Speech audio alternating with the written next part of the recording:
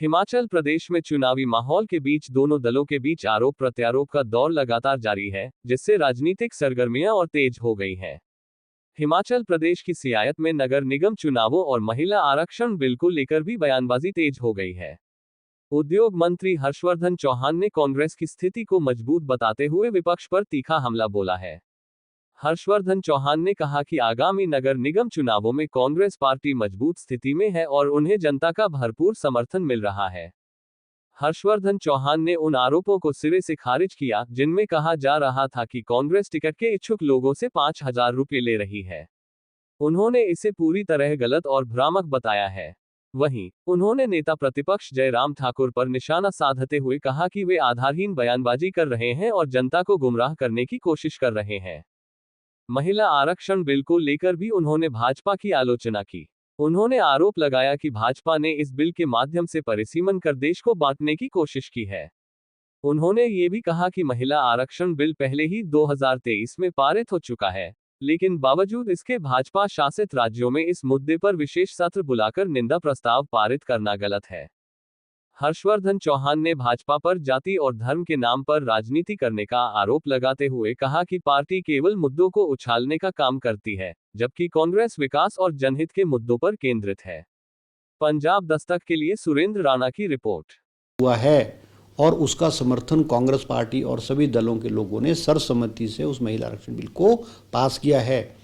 जिस बिल की ये चर्चा कर रहे हैं वो उस बिल की सिर्फ अमेंडमेंट है।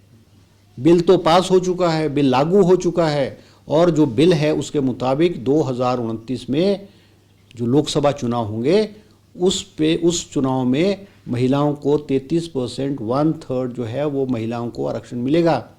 ये बात मैं बीजेपी से पूछना चाहता हूँ कि आपने जब 2023 में उस बिल को पास किया लोकसभा में, उस बिल में कहा कि जो आरक्षण होगा वो नई सेंसस के आधार पे होगा। सेंसस 26-27 में होगी और सेंसस के बाद डिलिमिटेशन होगा और डिलिमिटेशन के बाद जो है वो बिल पास किया जाएगा। अचानक 5 राज्यों के चुनाव होते और बीजेपी को याद आ रही है जी कि महिलाओं का आरक्षण बिल लाना है। अरे भाई, आपका बजट सेशन जो है फरवरी मार्च में बजट सेशन हुआ। आप बजट सेशन में अगर आपने महिला आरक्षण बिल में अमेंडमेंट करनी थी तो बजट सेशन में लाते। आप एक अलग सेशन बुला रहे हो, पार्लियामेंट का सेशन बुला रहे हो और उसमें वो अमेंडमेंट ला रहे हो। बिल नहीं गिरा है, बिल तो पास है। वो अमेंडमेंट लाने की कोशिश की जिसमें अमेंडमेंट ने ये कहा कि जो सेंसस है वो 2026-27 का सेंसस नहीं, 2011 के सेंसस पे होगा और नए सिरे से डिलिमिटेशन करके जो कॉन्स्टिट्यूंसीज हैं उनको 543 से बढ़ा करके जो है 850 किया जाएगा। भाई ये एक यकायक एकदम आपको ऐसा ख्याल कहाँ से आ गया? तो ये ड्रामेबाजी और नौटंकी है, दिखावा था। और बीजेपी को पता है स्पष्ट रूप पे कि किसी भी कॉन्स्टिट्यूशनल अमेंडमेंट को करने के लिए जो है 2/3 मेजॉरिटी चाहिए। आपके पास पार्लियामेंट में 2/3 मेजॉरिटी नहीं है तो स्वाभाविक रूप से बिल तो गिरना था। और इस बिल के माध्यम से जो इनका मकसद था, महिलाओं को तो आरक्षण है, अभी भी है, बिल पास है, मगर इन्होंने कॉन्स्टिट्यूंसियों को बढ़ाना था, लोकसभा की कॉन्स्टिट्यूंसी को बढ़ा करके एक डिवीजन क्रिएट करना था हिंदुस्तान में और वो नॉर्थ इंडिया और साउथ इंडिया के बीच में एक टकराव करने की कोशिश जो है भारतीय जनता पार्टी कर रही थी कि उत्तरी भारत और दक्षिणी भारत के लोगों में आपस में टकराव हो। आज बीजेपी क्या कर रही है?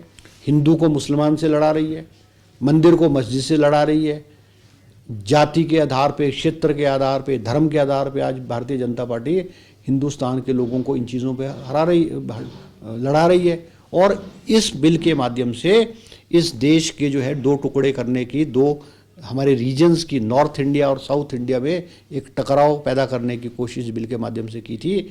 मगर जो हमारे सांसद हैं, चाहे वो कांग्रेस के सांसद हैं या और रीजनल पार्टीज़ के सांसद हैं, उन्होंने इस बिल का विरोध करके वो बिल गिराया। और अच्छा है कि ये बिल पास ना हो, क्योंकि इस तरह की जो डिलिमिटेशन है या और चीज़ें हैं वो एक कंसेंसस से होनी चाहिए, क्योंकि वो एक देश का सवाल है, कोई इंडिविजुअल पॉलिटिकल पार्टी का सवाल नहीं होता है ये।